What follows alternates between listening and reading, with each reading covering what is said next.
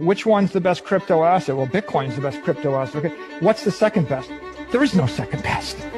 There's no second best crypto asset. Hello, friends, and welcome to the Why Bitcoin Show. I'm your host, Dale Warburton. It's a weekly podcast on why Bitcoin matters and what makes it completely different to all other cryptocurrencies. If you're interested in Bitcoin and you'd like to distill crypto fact from fiction, you've come to the right place. Amy Taylor, welcome to the Why Bitcoin Show. It's a real pleasure to have you.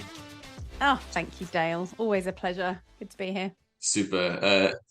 It's nice chatting to, I guess, an expat too. So I want to unpack some of that stuff. But perhaps just start off, just for the sake of those who don't know necessarily who you are, what's your story? Like, who is Amy Taylor?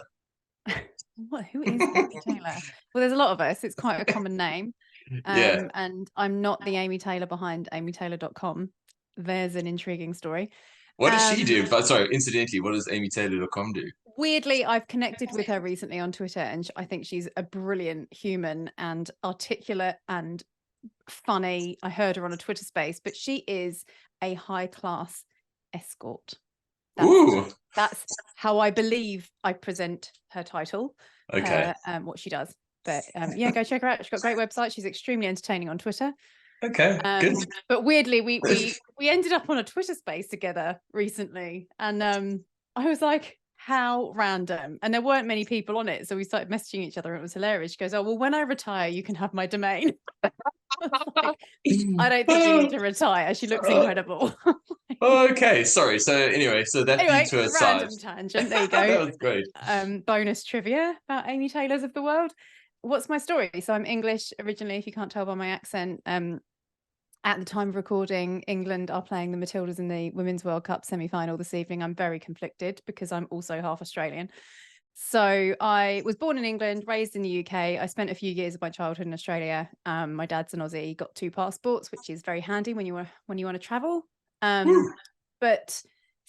am an expat, but I guess not to the extent that you are, because I kind of did spend a lot of time through family connections and I had reasons to be here. But I got to my kind of late 30s and I'd done a lot of traveling and was ready to kind of have more of a base, or wanted to. And having visited the Gold Coast in Australia, I'd always been a fan of the ocean, excuse me, and wanted to be near the beach. So that was a pretty obvious choice. Once I visited, I was like, that's where I'm going to go. And because I had the passport, it was a very easy thing to do.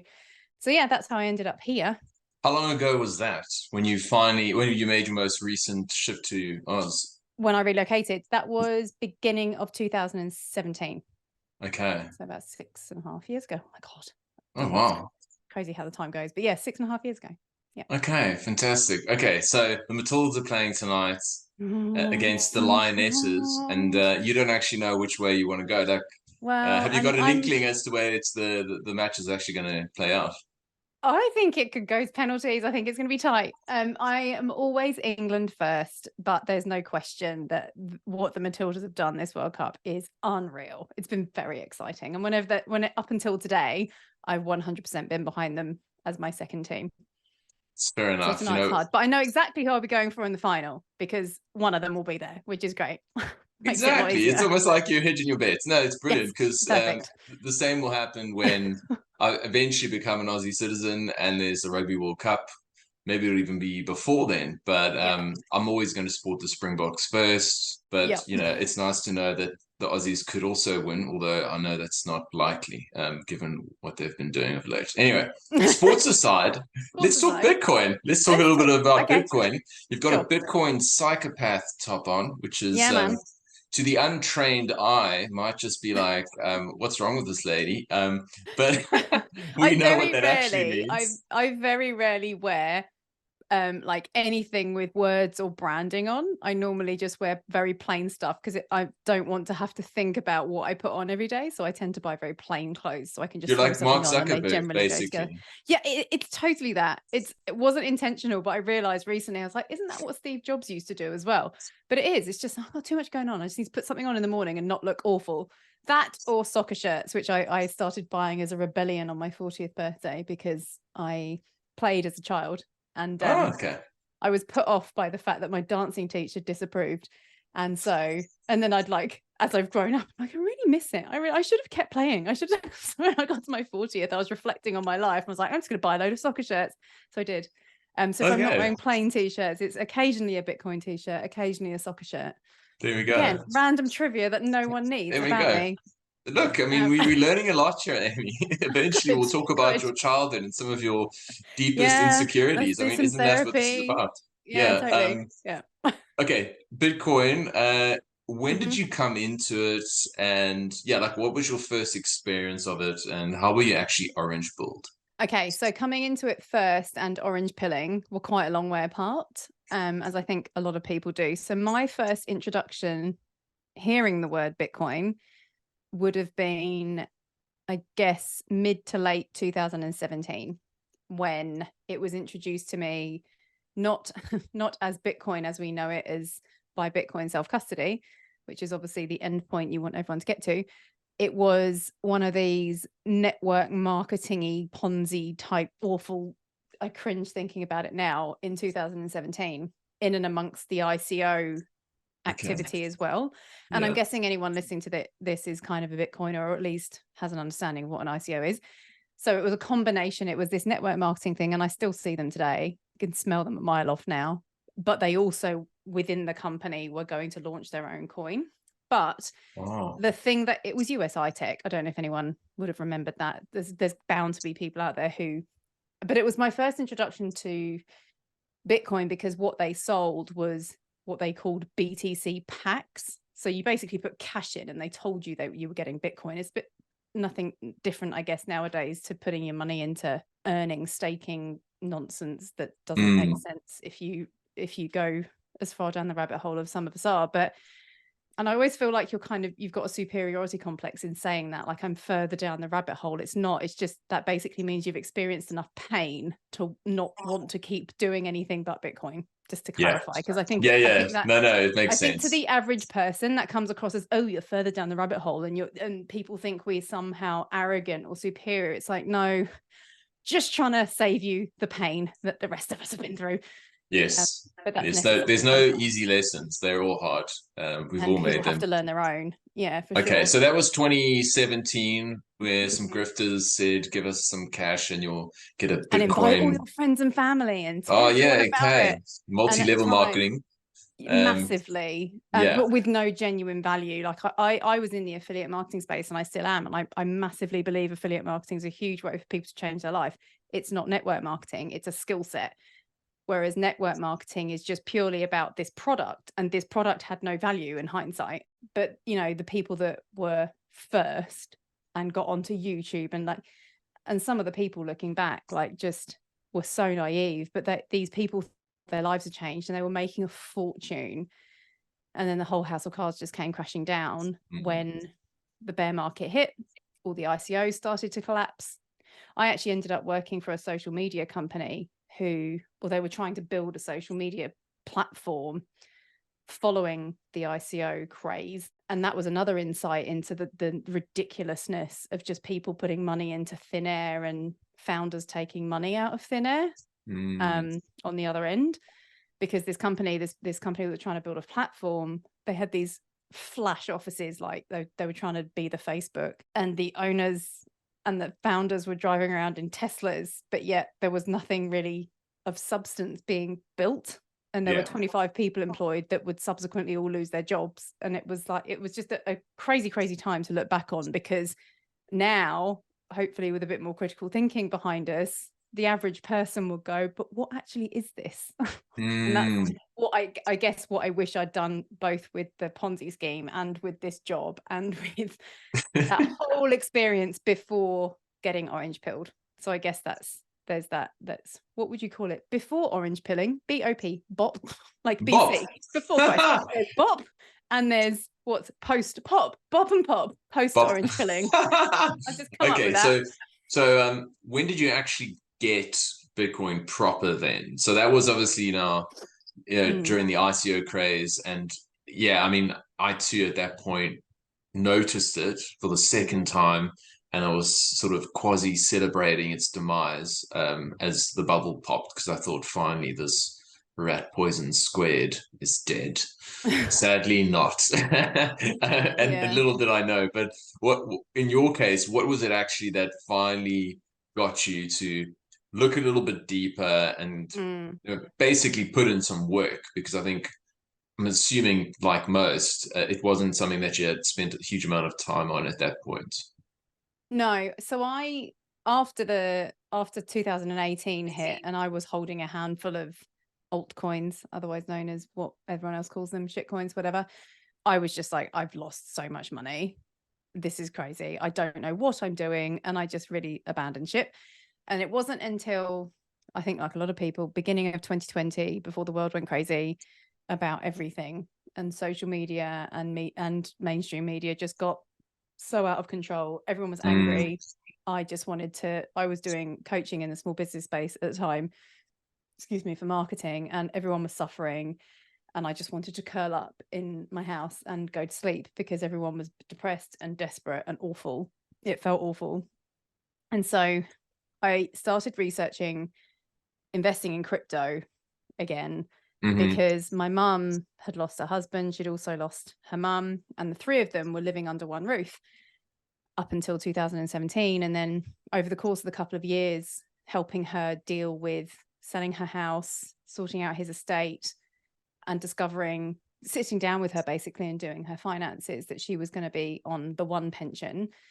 And like, my world got flipped upside down, because I was like, until that point, she had no idea. And until we sat down together, it dawned on both of us that she was eventually going to run out of money and be financially reliant on me, because her pension's not enough to live, even with her roof over her head paid off. Wow. In the UK, and it would be similar here. So I was like, okay, well, at least we know about it now. And so we had like probably a 5-year runway before I was going to have to start helping her pay her bills, basically. And that's not someone who's been really financially negligent. That's just someone in the boomer generation who wasn't aware, and this is where I think our generation have got a chance to look ahead and go, we can see that it has happened, because we're no better off now than we were 5-10 years ago, and we've been working that long. Why does this keep happening? Why is life getting more expensive infinitely all the time, with no end in sight? So that was the realization I had whilst I was diving back into crypto as a whole. And I've got no shame in admitting that at that point I just went, well, it's all or nothing. We either run out of money in 5 years, or she does and I'm responsible, or I get on top of it and take the biggest risks I can responsibly and go for it. And at that point, I managed to stumble across one of the better influencers, I believe, and I still think he is, because people are going to go to crypto whether we like it or not. So I would still say, if you're going to do it, at least find some half decent influencers and not follow someone like BitBoy. And I put a significant amount of money in, but not, everything in the kitchen sink. And it was just, I guess, fortunate timing. It was mid 2020. And over the course of 18 months, I just watched that money grow.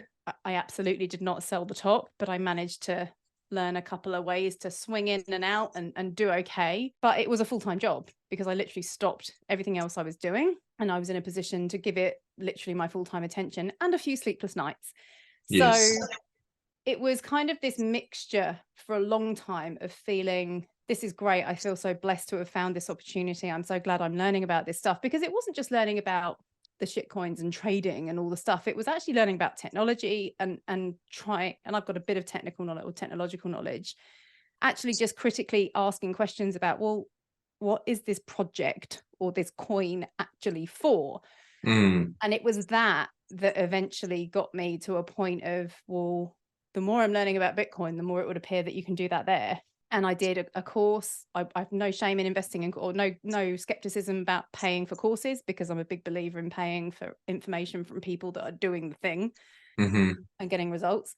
So I spent a few $100 on courses here and there, and calls with people, paying for their time to get some advice. And it just became very apparent that not everything has to be decentralized, but money definitely does. So I think anything in the financial space that some of these altcoins were claiming to do didn't make sense, because it was just replicating the fiat system, or a lot of sort of rehypothecating, if that's the word, and lending out, and Yeah. not actually having the reserves of assets there, and all this kind of, even this language to me would have been 5 years ago alien. Yes. But it's that whole, what is money, needing to understand the problem before you appreciate the solution. And then I lost, chunks of money. Thankfully, overall, I'd made enough to not be able to afford to lose it, but I was still positive, which a lot of people weren't. I had money in Luna, but thankfully got most of it out. Wow. Luna and UST, and I do think there are some projects that in the short term are intending to do a good thing, but yeah, it became harder and harder and harder to genuinely believe they were solving a problem or offering value. And when you look at that through when you look at things through that lens, rather than how much money can I make, screw the consequences or screw where it's coming from, it just got harder to feel okay with it. Yeah. That makes sense. And it was stressful, and it wasn't all of a sudden, it's like, God, I'm exhausted looking at my screen all day and worrying about it. And every coin would have a different wallet or a different way of doing things. And I'm like, hang on, this is a full-time job. That's not what I'm here for. Yeah. So once I got, clear on Bitcoin, and then comes the people, right? Then you start meeting Bitcoiners who start describing it through all these different lenses of what's good for the world. And you're like, oh, hang on a minute, I can really simplify my investing, but I can also keep it really simple that this is actually good for the world. And now I don't see how any of these are. Yes. I think it makes perfect sense. And you almost feel guilty. Yeah. Well, I think your journey is like, it's very honest. And I think there's very few Bitcoiners who actually just went straight to Bitcoin and didn't sort of, dabble in shit coins at some point. I put my hand up. I bought Ethereum and all this other bullshit, not because I believed in it, just because I was greedy and I thought it would run hard. And it didn't. And I'm pissed. Yeah. After 4 months of holding it, I was just like, what is this bullshit? I know the game is to get as much Bitcoin as you can. I knew that from the beginning. And again, I thought I was smarter than the market. I can time it. I can play it. But yeah, it is very stressful if you're trying to also trade crypto, given its volatility. It's insane. But yeah, when I guess the one thing I would say with regards to kind of so-called crypto, and I like to use the way the Aussies describe projects, is that I honestly can't fathom that their intentions for 99% of the time are sincere, other than to enrich themselves and those who invested early. And I'm not talking about the retail investors. I'm talking about all the folks who enjoyed the pre-mine.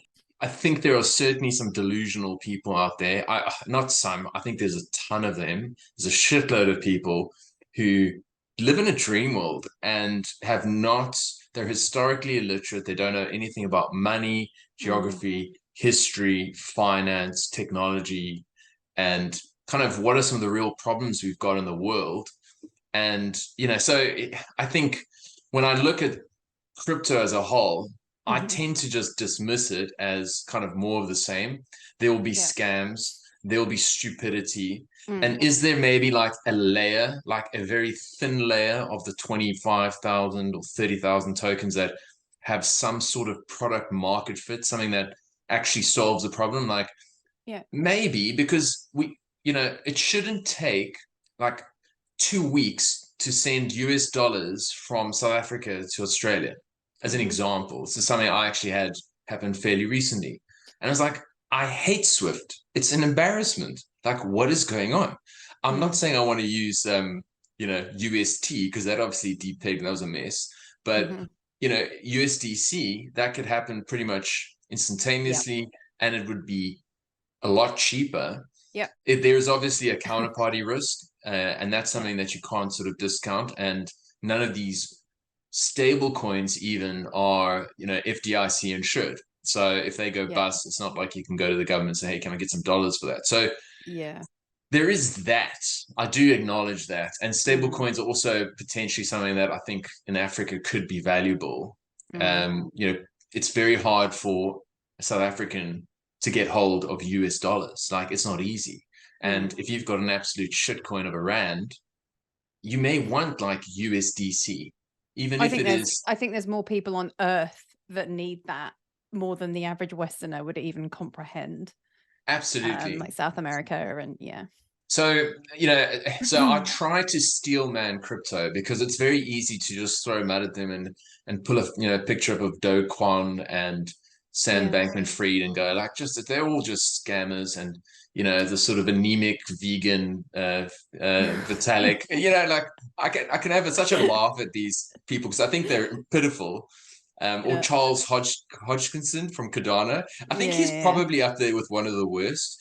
He has got a carbon footprint in the top 10 individuals in the world.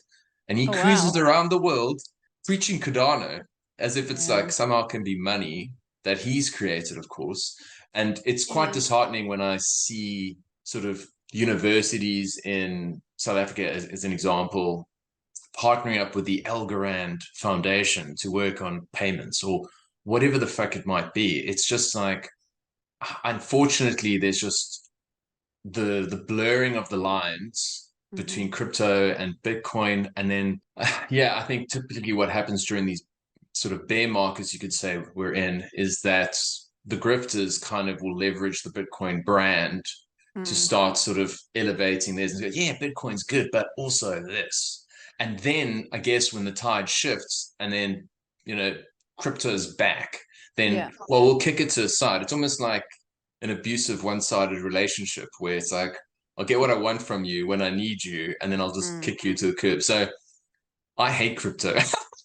I'm aware. And I think, Dale, but it's like everything. We kind of need all the voices and just trust that human beings en masse will eventually figure it out. And that's why I love what Elon's doing with Twitter. And yes, it's still centralized, but we're at where we're at. And I think it's important to remember what Saylor said about you want to be winners, you don't want to be martyrs, which is, there's no point all these passionate people who are willing to speak up and create podcasts and write newsletters or have websites and blogs and Twitter followings or whatever. There's no point if all of us martyr ourselves, right? And we have to just accept that I think we're in a very long-winded transition.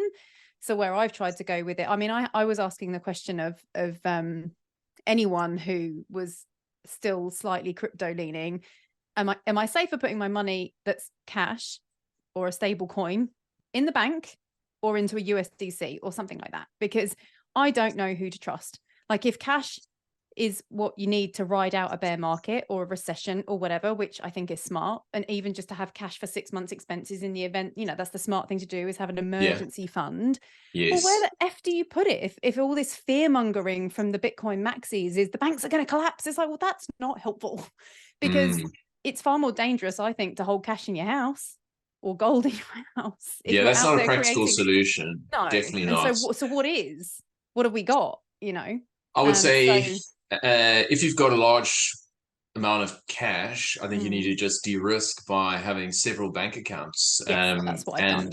So that I guess that would be the first thing. Like, effectively, if one put all their trust, like a lot of the crypto bros do, in Circle, who underlies USDC, you're trusting them and their ability to back it with all sorts of instruments that you don't necessarily understand or know. The good thing about trusting a bank rather than them, I would say, is that they've got consequences. There is consequences. There are actually people that you could contact. There's also the reality that if a bank went bust here in Australia, you're insured up to 250,000. And that's in law. What I would be more concerned about, and this is actually something I've thought about, but I don't actually have the cash to make this a concern, is what if you had 5 million Aussie and you just wanted, and it was just part of your portfolio, could you get a serious haircut like the people in Cyprus did in the event of like, oh, by the way, we're running out of money. Medicare is, really expensive. We're gonna just take 10% of all the rich people's money. It's not a big deal. Stop being greedy. Okay, we need to keep this afloat. luckily that's not my problem, NMP. But that's something that I've considered as being an issue. Yeah, and I think that's why wealthy people buy real estate, and there comes the problem, right? That's what then makes a housing crisis. That's what then makes rent go up. That's why houses are being used as money, because it's what I don't think any person with that kind of money in cash would put it into would keep it as cash. No. If I had 5 million in cash, I would probably put some of it in real estate, to be honest, because especially where I live, beachfront real estate is a premium. Like, again, you might ride out a little bit of volatility over the long term, but it's not going to be worse than the volatility of Bitcoin. So what I was getting at, though, what I was getting at with this is that not just our generation in terms of age, but anyone who's in Bitcoin now and passionate about it and wants to see a better world that it can create, it's more just, let's just be sensible and acknowledge that we are living through a transition that could take a very long time. So, you know, I've buffered myself because I'm essentially restarting a business or getting active in my business again, because I just took a long sabbatical, basically. So I've got a combination of cash in different bank accounts and Bitcoin and all the things, and a business account and all, but it's like, but what are our options? So I think my take on that is we have a system, and that system will do everything it can to stay alive. And so if there are these laws in place, like you say, with the guarantee of up to 250 in Australia, I think it's the same in America, and I think in the UK it's £85,000. Yeah. It's all a gamble, but I just don't see them allowing those bank accounts to collapse, because you would have a civil war. Like, I would agree. I would agree with that. The one thing to think about, the one thing that I've thought about, and like I totally agree with you. Rich people are not going to store their wealth in cash. They're going to invest it in assets that grow. Real estate's been good here in Australia. Something that I've been giving more thought to, though, is we have in Australia enjoyed a kind of exceptional run of economic growth by quantitative peopling. This was a term that I heard in the Great Australian Scream article that I absolutely love. I'll put it in the show notes if anyone's interested. It's absolutely brilliant. It talks about essentially like how simplistic Australia's economy is, that it's effectively it effectively runs on mining and bringing people in, and because the demographics otherwise don't stack up. And then education, that's also a really big part of it. But where I was going with this is we've enjoyed a really easy ride importing people and at the same time benefiting from China's growth. China has got a demographic problem. Their real estate bubble is slowly bursting. Their growth is slowing down. They're going to need less stuff from us, meaning our economy is going to get, our dollars are actually going to weaken.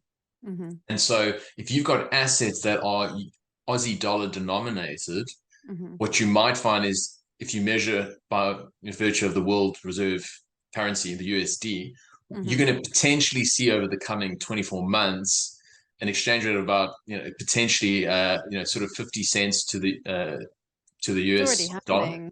And we already see a downtrend, and that would mean a significant loss in your global purchasing power. Obviously, Bitcoin's immune to this. And it's something that I've thought about. I'm going, I've got my house. That is the main asset, Aussie dollar denominated, that has got that currency exchange risk. But otherwise, what you said earlier about kind of how people save in houses. I sent a friend a graph yesterday and just showed him from like 1970. I mean, who would have guessed? But just how, nominal wages and how they've grown relative to house prices. And you go, well, WTF happened in 1971, just sent him the website. And I think a lot of Australians are naive to the fact that essentially what happens in America is going to happen here eventually. No doubt. Like, it just does. Even the cultural stuff, even the cultural wars get imported. But I think I've said it before several times. The beautiful thing about Australia is that it's really insulated and late.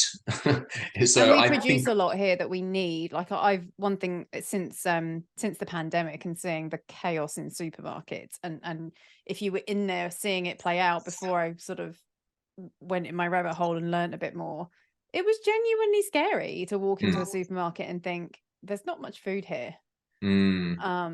Because people are panicking. There was if no one was going to starve, you just might not get what you want as a first choice.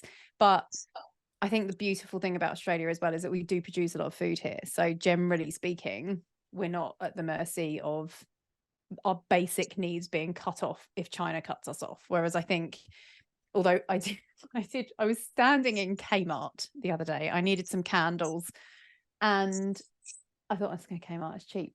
And I stood there and I was like, I'm here for cheap candles that have probably come from China. And I just stood there and I had this moment where it hit me. I was like, this entire store and the number of people in it, how popular it is, everyone goes Kmart for everything, or Target. I was standing there thinking, how many people would lose their shit if Kmart disappeared? Oh yeah. But the entire store is filled with stuff from China. People are addicted to it. Yeah. You don't need to understand Ray Dalio's Changing World Order. Or I get lost with a lot of macroeconomic stuff. I really do. But just in simple terms, next time you're in a shop like Kmart, like, find something in there that's not from China or Asia. Yeah. No. And how pissed off would you hard. be if you suddenly had to pay 3 times more for your plates or your kitchen utensils or your cheap socks or your cheap undies? Like, people would go nuts if Kmart went out of business. But the reality is, well, if China turn around and say, you want all this stuff that we've been spending 30 years producing because we knew this would get to this point, because we're smart, we just solve problems and produce stuff that people want. Okay, well, if you want this stuff, you now have to start using our currency. It's that simple. You want this, you use this. You don't need to understand macroeconomics to get that, I don't think. Yeah, and sort of the policymakers weren't incentivized to think like a business, which would be, look, we've got a supply chain risk here. They're just incentivized to keep people happy and keep, cost of living as low as possible and all these different things. So it wasn't even like, in the States, it was like, oh, we didn't even have masks. You know what I mean? Like, we have to ask our adversary, hey, excuse me, do you mind if I get a couple of masks for these folks? And by the way, they're porous and it doesn't even stop anything. But it's ridiculous when we look. Hindsight's a wonderful thing, right? Do you know what? I say this all the time, and it's like a little personal joke between my wife and I. But whenever like I see stuff from China, like I always and like especially like those artificial car fragrances and shit like that, which smell like so nice. I always make some sort of reference to Wuhan, so I'll go like, oh, it smells like Wuhan or made in Wuhan. But I don't know why. I can't actually, yeah. Okay, Amy, just away from Wuhan now. Let's so you mentioned a bit of toxicity in Bitcoin earlier, and I'd love to just uncover that, because I think you and I have previously chatted offline about some experiences you've had, I guess maybe early on in your journey. And then I think I also shared with you, like, yeah, I also, when I was sitting alone in the northern rivers, the beautiful northern rivers behind my laptop, furious because I couldn't go anywhere. I too met a bunch of like just really like angry, 100% persuaded that it's their way or the highway. You're all a bunch of imbeciles and idiots. And I was like, yeah, no, like I'm not sure I'm on the vibe. So yeah, talk to us a little bit about like, your thoughts around toxicity. Is it a good thing in some ways? What are the pros and cons? Or what's your view? Are you talking about like toxic maximalism or just toxicity in the world in general? Oh no. Toxicity in the world, that's a whole podcast. Yeah. Or toxicity on the internet, definitely. Yeah, no, because I think that's you can talk about social media and all that thing, but I'm talking specifically in Bitcoin, and I guess it manifests online, which is probably linked. I honestly think though that they're not necessarily mutually exclusive, because I think the human condition at the moment is one in general across the board.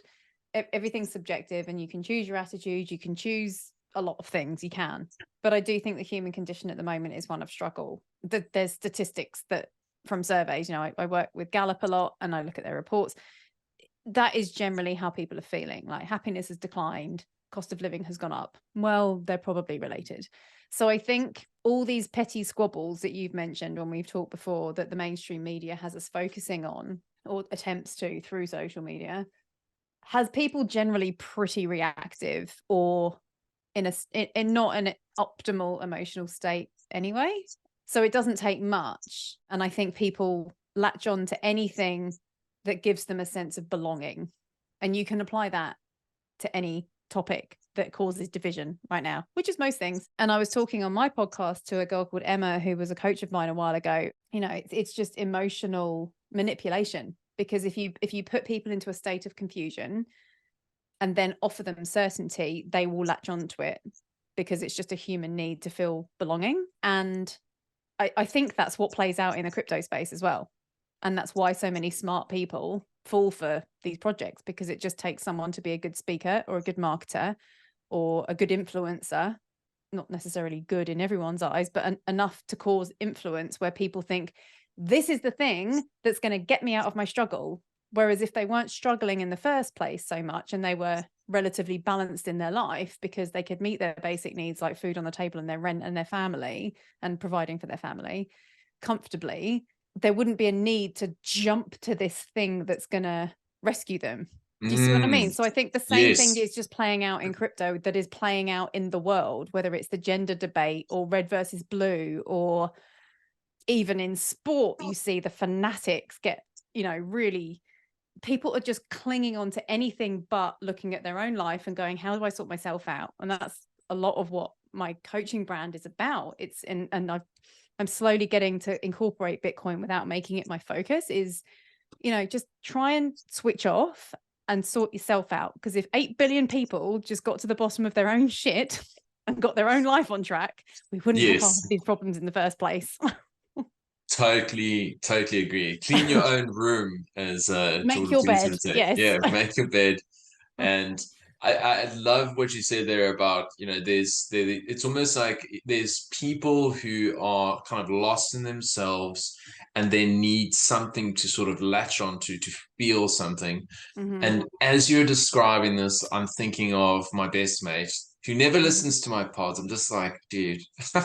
But during 2020-21, he was isolated, living in a small German village, now divorced, the poor bugger, and was so like angry and isolated, you know, like, I can't do this, I can't do this, you know, with the whole story. And what did he latch onto? NFTs. This was what he was going to do to get himself out of his struggle. He was in some debt, and he was like, this is going to solve my problems. He didn't listen to me about Bitcoin and all this other stuff, and did get some in the end, but it was that lifeline of like, and there were all these all these groups where on Discord, and you're all part of the same team, and it's like, this is what's going to save us. But I think, just to dig a bit deeper on that, like when in the Bitcoin space, I suppose specifically, I tend to see people on like a spectrum, if you like, non-binary spectrum, where people go sort of from being very kind, toxic maximalists, the likes of, I actually put the honey badger in that category. I put Jeff Booth in that category. He's probably the kindest of all. The spiritual ones.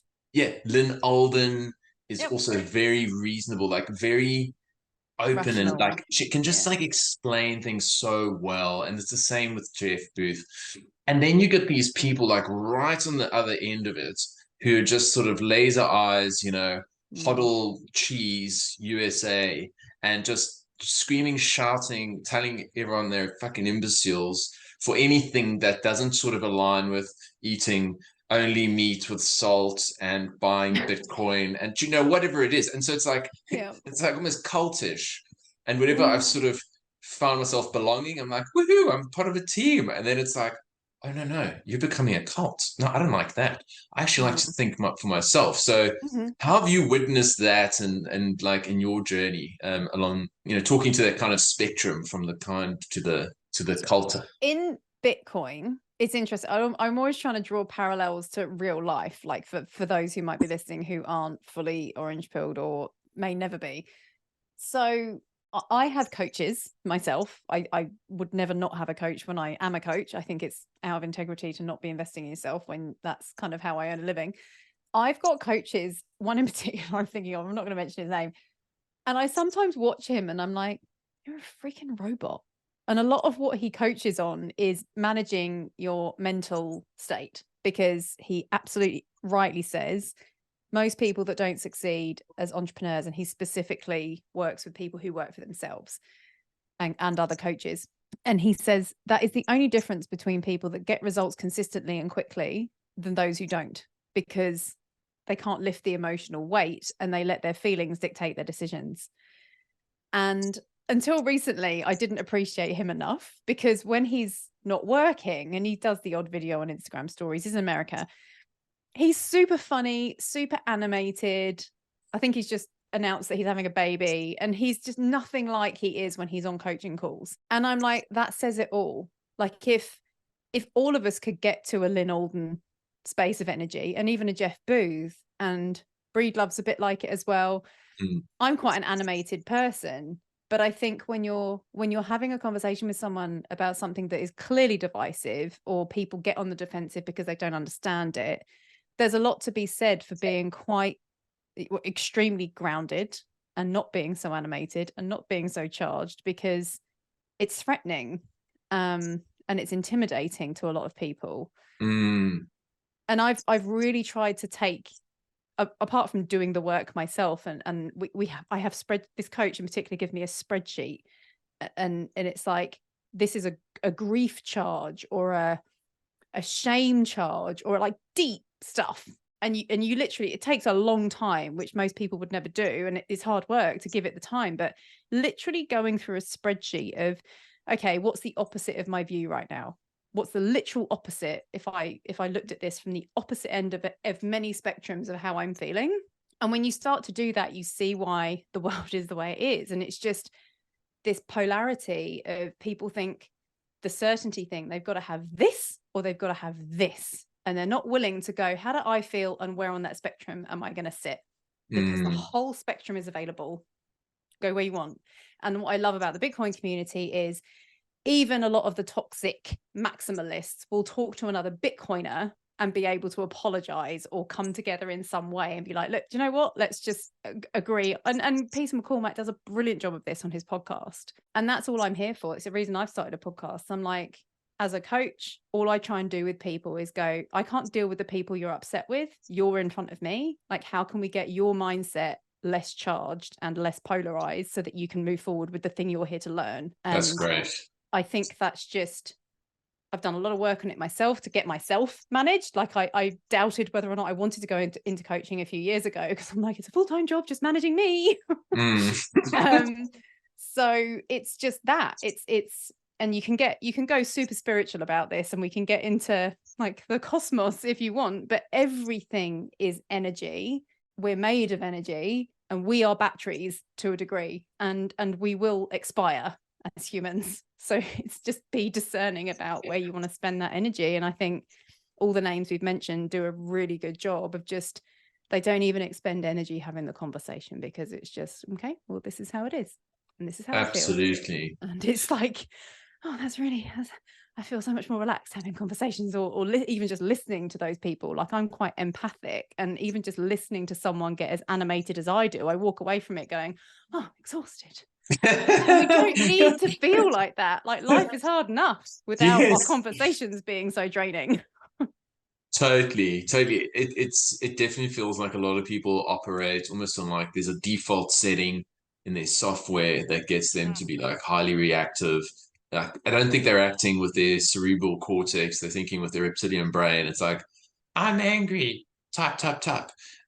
Whatever the case may be. And I think it certainly doesn't help when it's all digital and you don't actually you don't get any of the actual body signals from people, where you can actually have a proper discussion. I mean, something, I can't remember the stat, maybe it's like 90% plus of communication is nonverbal.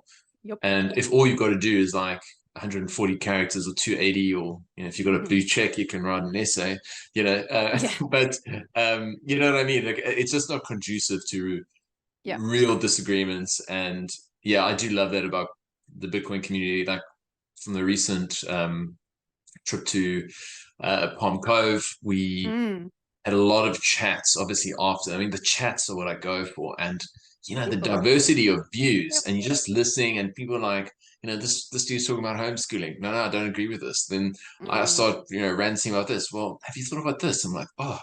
And what I know with Bitcoin is that because it takes so much time to understand, if they've got a view that is quite strong on something different, my initial assumption is that you've done the work. If I'm pro, then I'll figure out if you're not.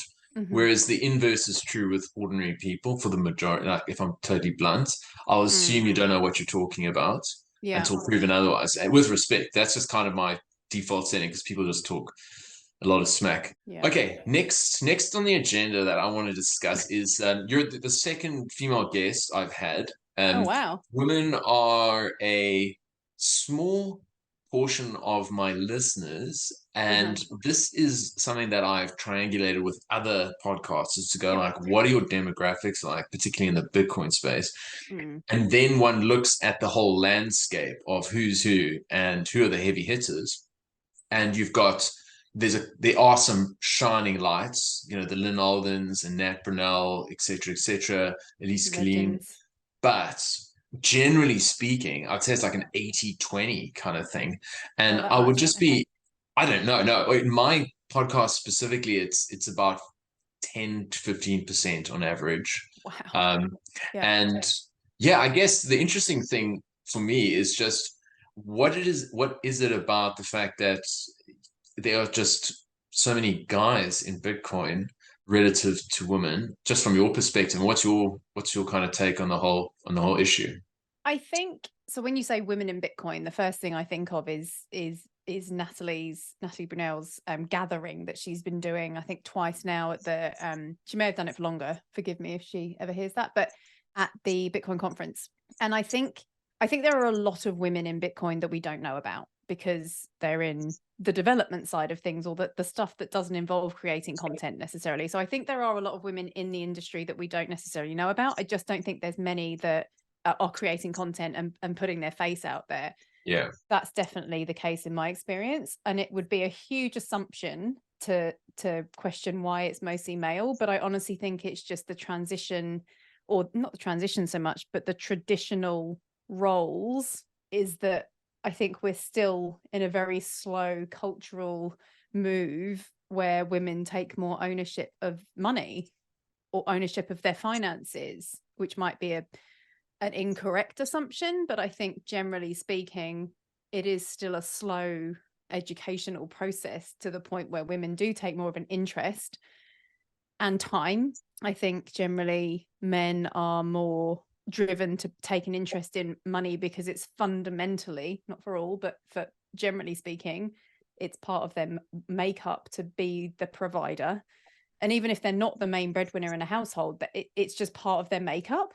I think for a lot of men, that's the only sort of macro assumption I would make. Women in households, again, generally speaking, might be raising children. It's just, I just don't have the time to learn this stuff, or it's over my head, or this is stuff I've heard from people. And that's why I think it's important that, and I'm always sort of geeing people up if they've got any interest whatsoever in creating something of their own and they're into Bitcoin or they're not into Bitcoin, just start talking about it, because there could be the one random thing that you say or one random comment you make that does hit that audience or that person, that gives you a new angle.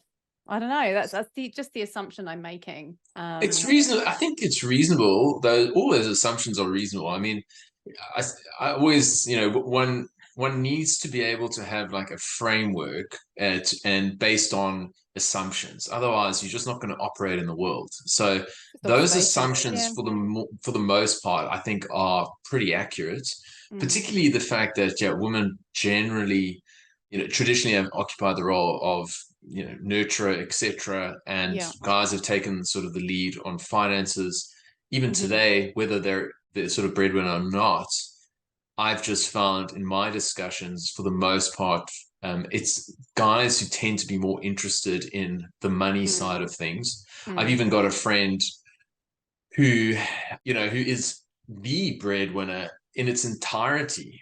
And but the dude he controls the purse strings in a way, and not in like a you're not allowed to buy this or that or a manipulative sense, but in a sense of like she sort of has delegated that to him. It's in his portfolio, and it's like he knows what he's doing in that sense. Yeah. I think the exciting thing when I think about Bitcoin is obviously the fact that it actually can give property ownership to people that were never able to own a thing. So I think of, if you're in Afghanistan and you're a woman, I think rules are perhaps relaxing in a lot of the Arab world, but you couldn't own property, you couldn't inherit things, for example, and you certainly had no control over your own money. Wouldn't it be wonderful if there was this thing that you could just have on a smartphone and have 12 words in your head, where you could have at least some sort of ownership of something that no one else can take? So I think that is quite powerful. How that actually gets adopted in practice is another story. And, not something that people like you and I can do necessarily from here. But well, I disagree. I think all it comes down to is meeting people where they're at and sharing your own experience. So for me at the moment, like I'm a millennial or an older millennial, I suppose I'm at the older end of the millennial block of age group. And this is, I guess, partly me looking at it from a marketing perspective. It's like, what's the problem that people are struggling with and how is Bitcoin the solution? And when I look around, there is no problem that isn't solved by it, because everything is downstream of the broken money, which we've all said those words many times. But people can't join the dots unless you apply it to something that affects them. And so, I mean, one for me is the amount of people that are now divorcing or single. And the way the system is set up, especially when there's children involved, is chronically unfair and doesn't offer. And I mean, we're going through it personally. My partner is separated. Things have been pretty tumultuous. There was a financial settlement, and whether my opinion is agreed with anyone out there or not is irrelevant. But we've been through the child support system, and there is absolutely no incentive for some people that are on the receiving end of government benefit or child support. There's absolutely no incentive to work. Yeah. And raising a child is very labor intensive. I get that.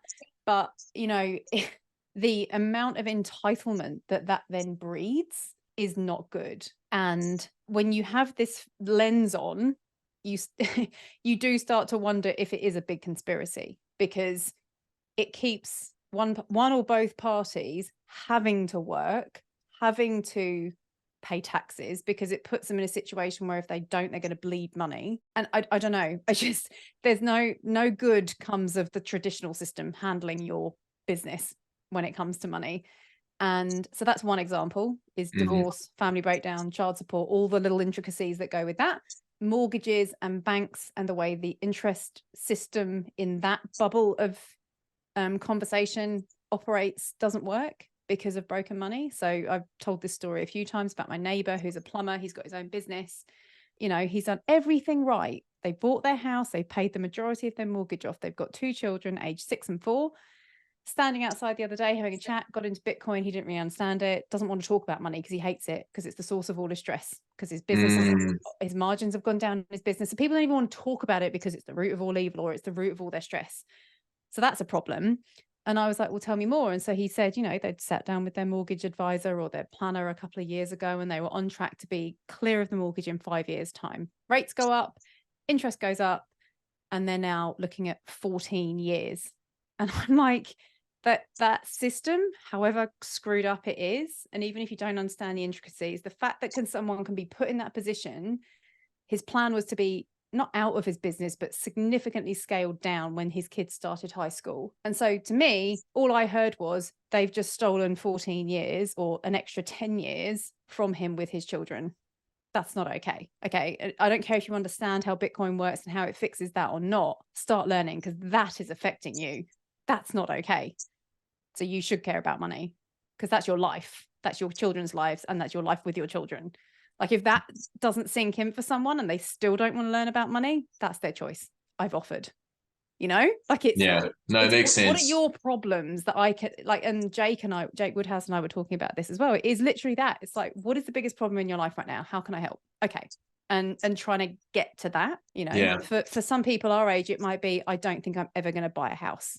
Why? Well, because I can't save quick enough to keep up with the rising prices. Oh, okay, great. Let's talk about that. Why is that happening? So you've got to just find your in and then be able to have an uncharged, unthreatening conversation about it so that they don't feel like they're being made wrong or stupid. Yes. It can be quite challenging, I'm sure, because when you're describing the story of your neighbor, and this is just me because maybe I just have this sort of brain, I'm thinking to myself, you didn't put down enough money. You did not prepare yourself adequately for what was inevitable, that rates would go up. I mean, you can't stay at 2% forever. I mean, that's obvious People to don't me. know that, though. And yeah, but like to me, I go, personal responsibility. Like, you want to take out a shitload of debt? Why don't you just figure out what the risks are? Like, maybe you can say like, hey, I didn't know, I couldn't have foreseen it. The mortgage broker sold me this. The bank said I was fine. It's like, well, to me, and it's sort of my ethos, it's like, it's all on you, because it is. What you've just said is an example of what I've been guilty of in my marketing coaching, which is the further you get down the further up you go on a learning curve, the easier it is to forget where someone's starting and how little they know. And it's all mindset. It's all mindset conditioning and how we think. Right. So someone who's not even touched Bitcoin, ultimately, I agree with you. I think everything is personal responsibility. No matter how much you thought you were doing the right thing or not, you did it. You made the choice. You did the best with what you knew at the time. And for someone like him and the average person, I think they're just doing what they think is the right thing for themselves, their family, their future. And the only good thing that I've learned came out of the 2008 recession in the US, and I learned this from someone on Twitter, is that there's something now where if you take out a mortgage in the US, your interest rate stays the same for the life of the mortgage. I don't know if that's fact. It is true. The person who commented to me said that there's an option to do that. You can just fix your rates. And so people now can't move because if they wanted to sell and move up, they would have to be locked in at basically double interest rate. So they rather go, no, I'm happy with the 2%. Thanks very much. And who wouldn't be, right? I mean, but like ultimately it's interesting because I agree with your approach in the sense of coaching, because it's not going to, like, the tough love, hey man, you should have actually just foreseen this, you should have gone, done XYZ. What's done is done, and it certainly doesn't help the person move forward. No. When I think back to all the mistakes I've made, and I can't even name all of them, there's so many.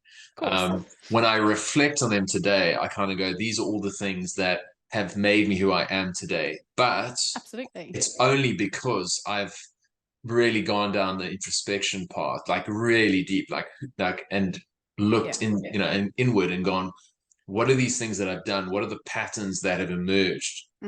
Giving up too soon or whatever it might be, and then tackling that head on.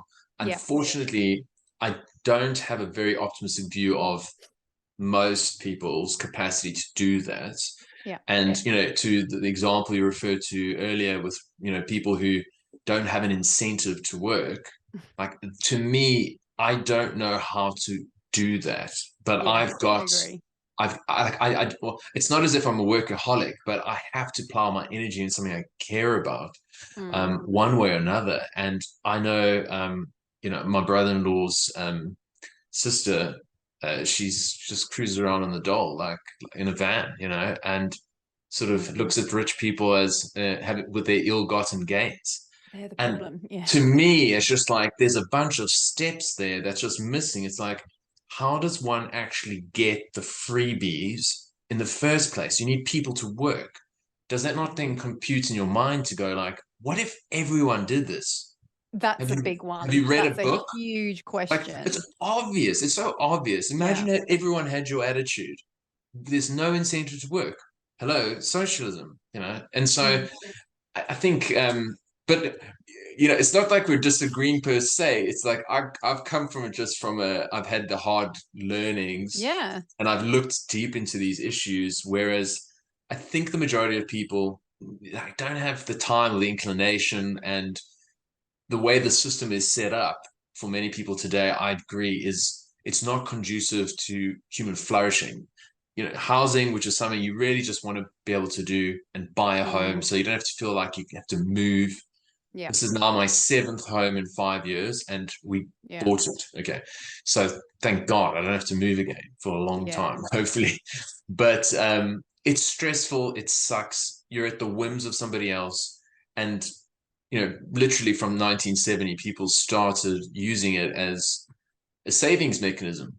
Yeah. And we see in Australia, instead of it going from like 3 years wages, a price income ratio of 3, this sort of balloons up to like 10 or 11 in various parts of the country. I mean, I don't know how one does this, and like, to me, Bitcoin is hope in that sense, to go like, okay, well, it's the best thing we have at our disposal as young people who can't buy these other assets at the prices our parents and etc. people before us did. So this is what makes me love the space so much, because I go, it's not just, hey, I'd love to have fuck you money, because wouldn't that be nice too? But it's also like, this is what I can do to elevate myself, and then I can help I can self-actualize and do what I really want to do without having to do things that I don't. And to me, that typically involves helping people, or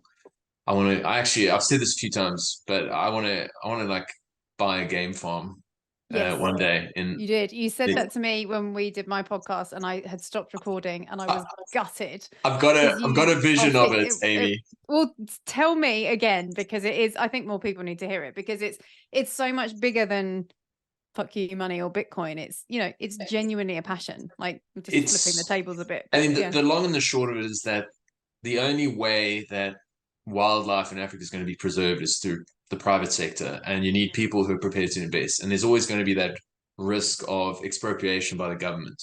So I want to invest in a place where, hey, you're not going to just come around and just steal my property. That would be the first thing. But ideally, you want a situation where you can have just pristine wilderness with these magnificent animals cruising around in a natural ecosystem without fences and doing their thing.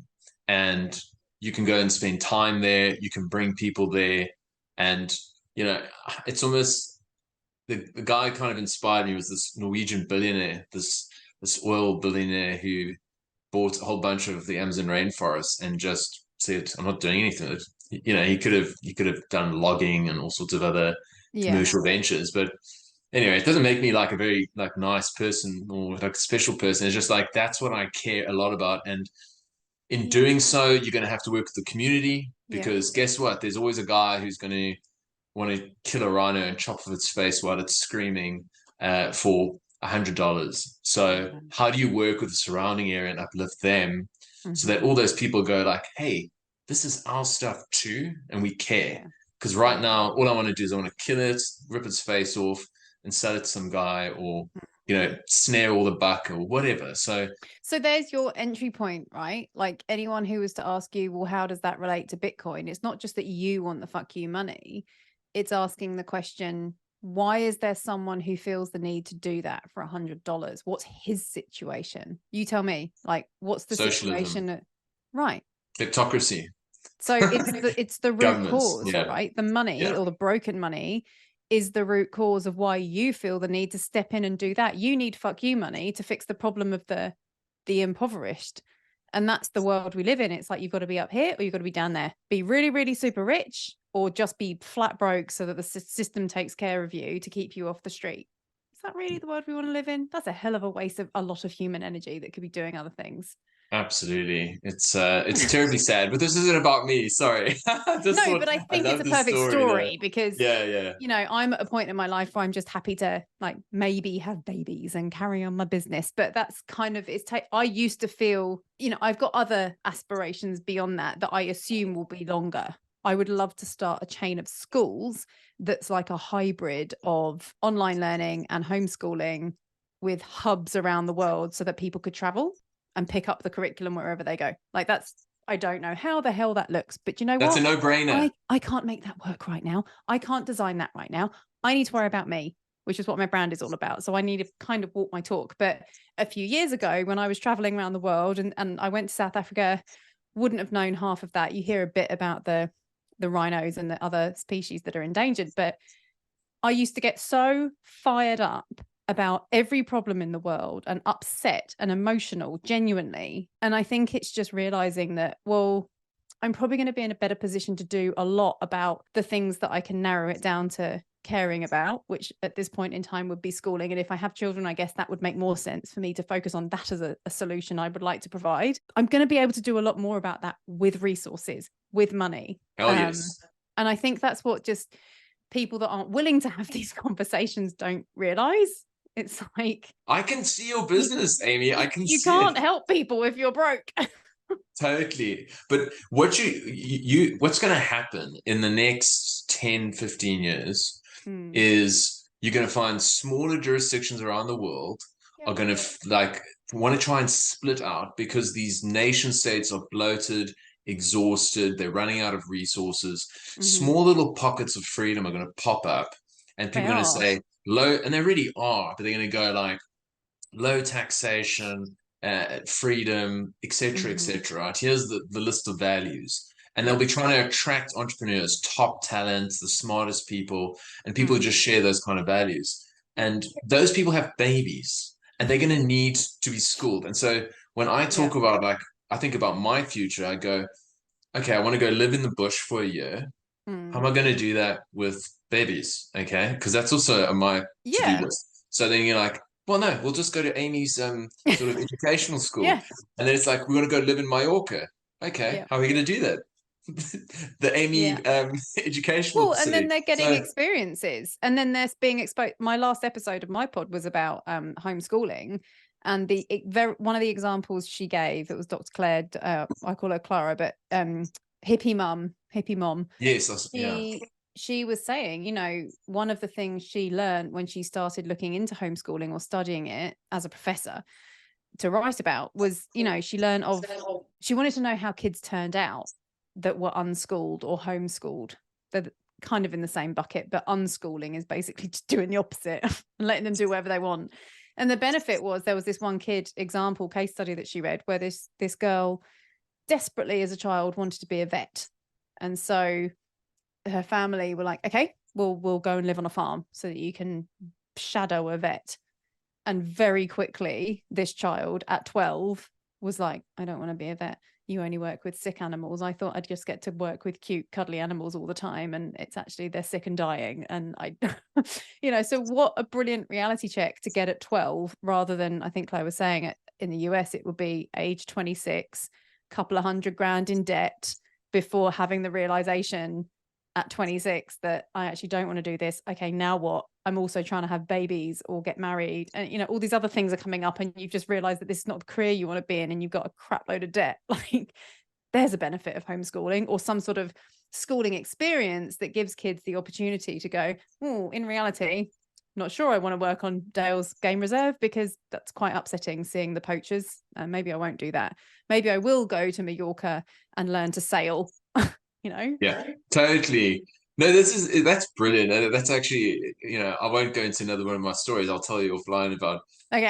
I did a job shadow. It was very helpful. No, I love it, Amy. I can totally see that future, and I do agree with you though. In kind of summation, is like, get your own house in order. If you want to change the world, start within. Like, get your shit together, and you will be better equipped to help those around you. And what I also like to say to people is, don't just look at the world's problems and go, oh my God, I don't know where to start.